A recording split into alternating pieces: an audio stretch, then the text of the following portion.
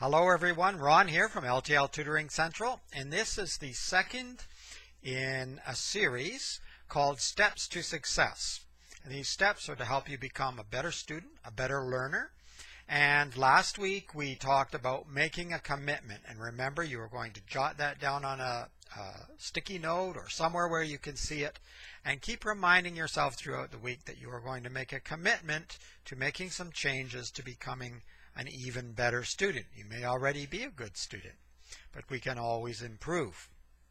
This week I'm talking about reading with intent. Now, what do I mean by that? Well, we've all done this. We've been reading maybe half an hour. We've been reading for an hour.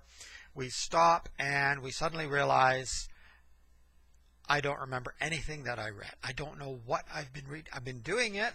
I got through the pages, but I don't remember what I read. I didn't learn very much from that.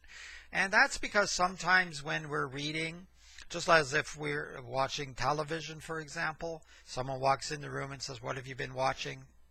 I don't know. Things have been going in front of my eyes, but I haven't been paying a lot of attention. So when you're wanting to learn, you have to read with intent. In other words, you have to know the purpose of your reading, and then you have to deliberately pay attention and spend the time necessary to absorb the material. And here's what I want you to do in the next week. Well, actually forever if you're learning, but in the next week I want you to practice reading with intent. And I want you to, if you're reading something academic, read 1 or 2 paragraphs and then stop. Ask yourself, what did I just read? Did I understand what I read? Can I make any connections to something I've read previously in the same article, or something I've read or seen? It could be a video, a movie, or it could have been a lecture in class.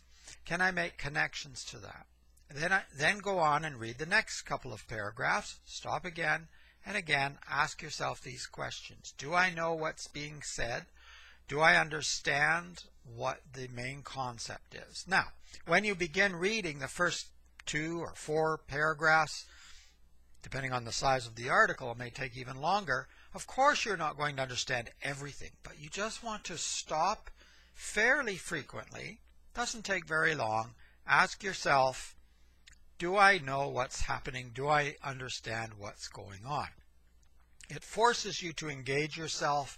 It forces you to pay attention to what you're reading rather than just mechanically reading.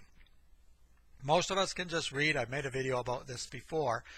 You can read the words, you read the sentences, but if you're not engaged, if you're not paying attention or using a specific technique, sometimes we're kind of reading blindly and we're not getting what we should out of it. So step 2 is reading with intent, or reading with purpose, if that makes more sense to you. And so you want to engage yourself, stop every couple of paragraphs. If it's a novel or a short story, but if it's a novel, you can read a chapter at a time probably, unless it's a really long chapter. Read a chapter, stop, say, do I understand the plot? Do I understand the characters? What's happening to the characters? Ask yourself some questions. Talk to yourself. It's okay. You can do it mentally or you can do it out loud if you're by yourself. And make sure that you're paying attention to what you're reading. So in the next week, find some, if you're not studying something specific that you need to do now, find something on commonlit.org or ReadWorks or Newsela. There's lots of places you can go to. Find an academic text or 2 and practice this technique of reading a couple of paragraphs, stopping, questioning yourself, making sure you understand, then reading another couple of paragraphs.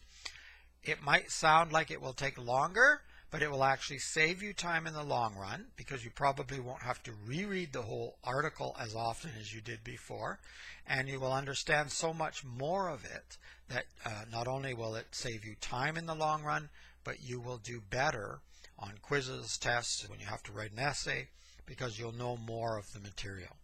Okay, it's Ron Johnson from L.T.L. Tutoring Central. Check out the blog. I'll put a link below. Check out the website.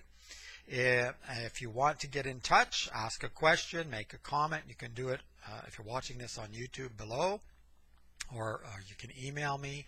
And of course, I can set up lessons to help you or your child improve in learning whatever you're learning. Ron from L.T.L. Tutoring Central. I'll see you again next week with Step 3.